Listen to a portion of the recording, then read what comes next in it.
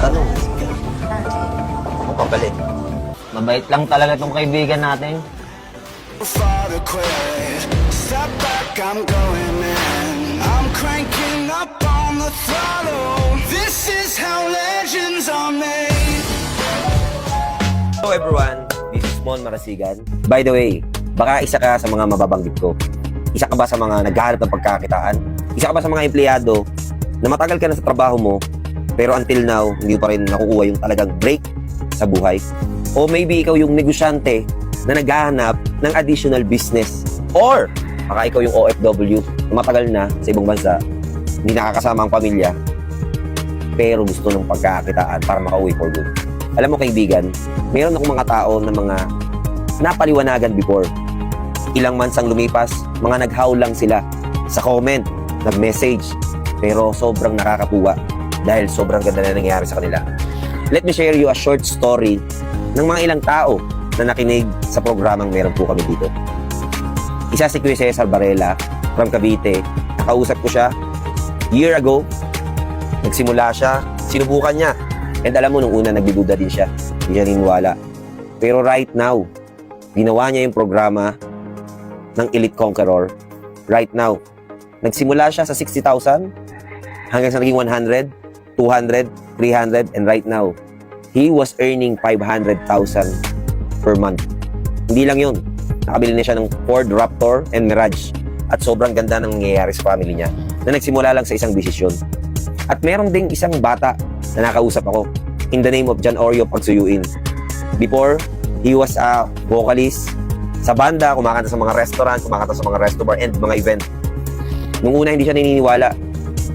Pero ngayon nakakatuwa. After 8 months, nagsimula siya sa income na 35,000 pesos hanggang sa lumaki, and right now kumikita po siya ng 200 to 300,000 every month. At hindi lang yun, yung batang gwapo na sinasabi ko, nakabili na ng sarili niyang sports car. Alam mo, meron akong nakausap isang OFW from Dubai in the name of Noemi De Luna from Bawan, Batangas. Nakausap ko siya, pinakita ko sa kanya yung programa, pinakita ko sa kanya yung concept ng Elite Conqueror. Alam mo, nakakatuwa. Habang nagtatrabaho siya sa Dubai bilang OFW, ginagawa niya ang negosyo ng part-time. And after a month na kumikita siya ng sobrang laki, kumikita po siya ng 100 to 200,000 every month. Alam mo, yung babaeng sinasabi ko, nakauwi na po for good. At hindi lang yun. Ngayon po, nagdadrive na siya ng Mercedes-Benz. Grabe. Nakaka-inspire. At meron ako nakausap 1 year ago in the name of Del De Mesa from Balayan, Batangas. 64-year-old na senior citizen. Pinasubukan ko sa kanya ang produkto at natulungan agad yung asawa niya. And pinakita ko sa kanya yung concept, program ng negosyo. Hindi mo ba alam na ang kinita niya first month, 90,000 pesos and consistent na kumikita siya ng ganung kalaki. Alam mo kaibigan, baka isa ka sa gustong magkaroon ng break in 2025. Baka isa ka sa gusto ng magandang income, gusto ng karagdagan para matulungan yung mga pangangailangan ng pamilya. Subukan mo yung programa na meron kami dahil sinisigurado ko sa'yo, kapag naintindihan mo ang concept ng program na to at ng negosyo namin, sinisigurado ko, after a month, ikaw ang ikikwento ko na merong magandang resulta. Kaibigan, huwag mong pangunahan ng duda, huwag mong pangunahan ng takot. Maraming ganito naglalabasan sa social media. Piliin mo yung legit. At alam mo ba, marami akong artista na kasama dito.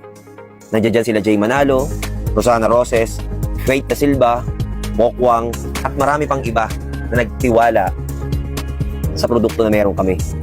Kaya kaibigan, subukan mo, pagtulungan natin.